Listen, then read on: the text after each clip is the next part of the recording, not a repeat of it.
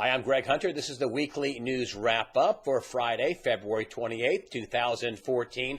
All eyes are on Ukraine and its political upheaval.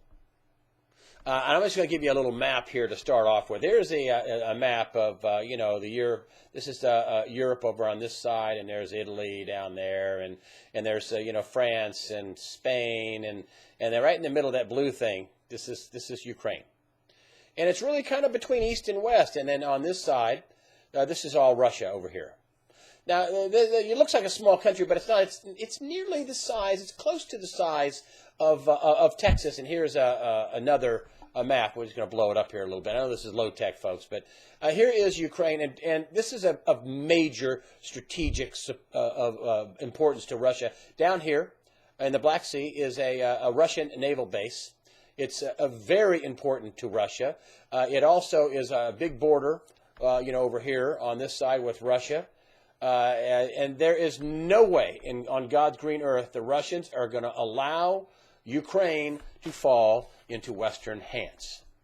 And isn't the timing funny on Ukraine and all these protests? I mean, during the Sochi Winter Games in Russia, where Russia had, thousands of troops ringing Sochi to protect against any kind of terrorism, game on in Ukraine, and just when the games are wrapping up, the protests wrap up, and lo and behold, the government is ejected, and and now Russia is sitting here scratching its head, saying, "Oh my gosh, our troops were tied up in Sochi while they had all these protests going on." Now, Ukraine is once independent, has independence and wants freedom, but this is a terrible thing going on. I think it's going to get bloodier.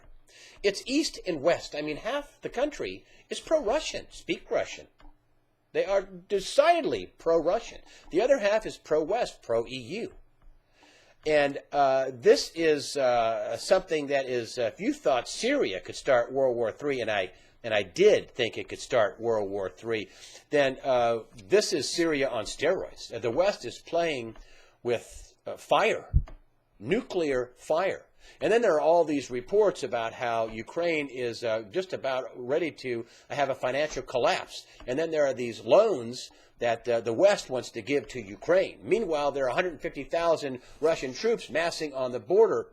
And my prediction is overtly or covertly, and I think covertly it's already begun with these masked Russian masked gunmen that are partial to Russia, that are in the Russian camp, that take over, government buildings. But I think the overt part of it is I think Russia will invade. They will invade if they have to, and that's the reason why there's 150,000 troops in the border, Russian troops. There's Russian aircraft flying up and down the border, and here we have the U.S. saying, U.S. to Russia, don't muscle in on Ukraine. I think Putin back to the U.S. is hey, go F yourself. They're going to go to the mat on this. If it takes World War III, Russia is not going to allow a major seaport fall, a major blocking of one of their borders, a major border country, the Ukraine, fall to Western hands. I mean, right across the Black Sea is, of course, a NATO country, Turkey. And Russia feels like the West is closing in on it.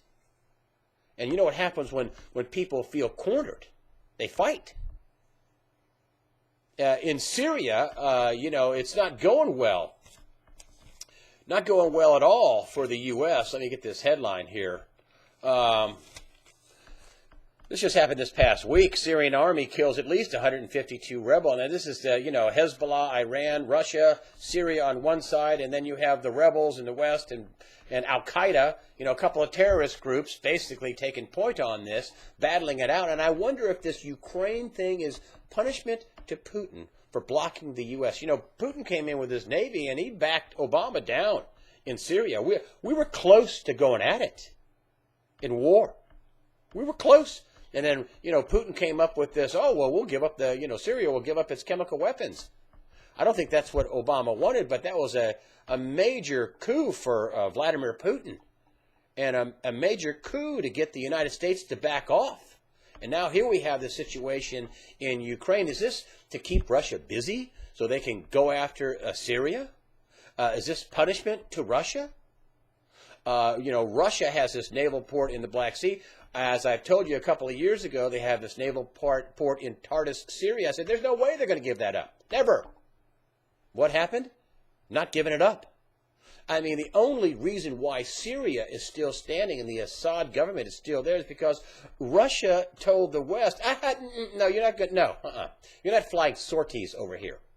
If you do, you're going to be dogfighting Russian jets, and you're going to be dodging Russian anti-aircraft missiles. And that's why Syria is still there. Is the West mad about that?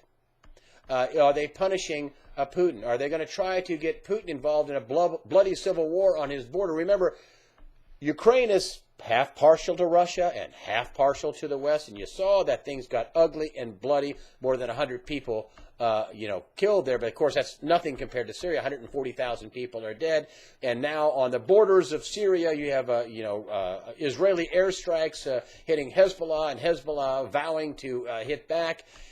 Have you ever seen this kind of one explosive situation in the world after another? You have Iran, you have Israel, you have Saudi Arabia wanting nuclear weapons. You have Saudi Arabia saying that the United States stabbed them in the back. You have Ukraine, you have Russia, basically putting tens of thousands of troops on the border.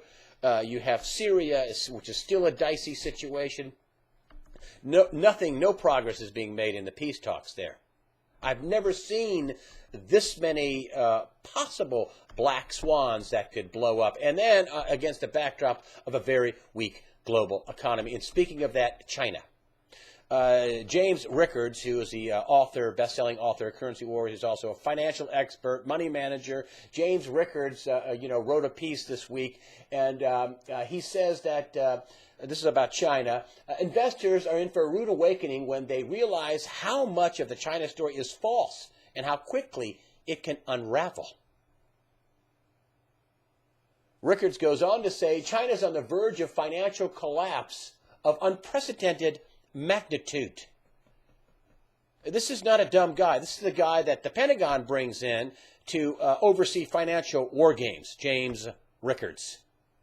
He's been on, I'm happy to say, USA Watchdog, and will be on again, I think, near the end of March to talk about his new book called The Death of Money. China, can you imagine what kind of catastrophe, what kind of daisy chain China could set off if it financially implodes? You think they might want to sell a few treasury bonds to, kind of get liquid? He says it could all happen, between now and 2015, or happen sometime in 2015. Listen, it's so dicey. If there's war, it could accelerate things in a hurry, couldn't it? Well, Bitcoin got another big old black eye. The paper put it nicely here. It just says Bitcoin suffers a setback. This is because of the, $400 million in Bitcoins lost, vaporized, gone, poof, in this, Tokyo, Japan Bitcoin exchange called Mt. Gox. It imploded, and it took all those Bitcoins with it. Now there's talk about another exchange, but they want to have rules and regulation and transparency. Really? The first little piece of transparency about Bitcoin I'd like to see is that the programmers that invented this remain anonymous. Why? This is supposed to be cutting-edge stuff. This is like Edison inventing the light bulb and saying, "Yeah, don't put my name out there. I don't want anybody to know I did that." I mean, the programmers who invented Bitcoin want to remain anonymous. Is this an NSA operation, a CIA operation, a government operation? On one hand, you have the government that says, "Oh, they're pretty good." On the other hand, you have the government saying, "Whoa, they're going after people for money laundering." Which, incidentally, if you hit it big with Bitcoin, I suggest you put that down on a tax form and claim it as a capital gain. But a lot of people have been hammered with Bitcoin. I mean, I've told people that if you're a trader and you know what you're doing, yeah, fine. A store of value? No. I mean, are we going to have a cryptocurrency? Sure, probably. Is Bitcoin it? Not sure. A store of value? No way. It's been all over the map in the last year. It's been a few $100. It's been $1,200–1,300. It's up 30%, down 30%, up 40%, down 50%, down 20%. It's all over the map. All over the map. And this new exchange that we're talking about, that it wants to be, that's going to have government oversight. I mean, what, FINRA or the SEC or somebody's going to have to come in and say, hey, rules, regulations, people have to get paid. No more vaporizing $400 million in Bitcoins. I don't trust Bitcoin. I don't want to be a Luddite and say, well, they're never going to have a digital currency. We basically have digital dollars now, and people wire transferring money, and people, paying for stuff with, their smartphone, or people, using digital money and credit cards. So, are we going to have a digital currency? Yes. Is Bitcoin it? Not so sure. Risky. Very risky. The first good financial news we've had in, weeks was, housing sales at 9.6%. Housing sales up 9.6%.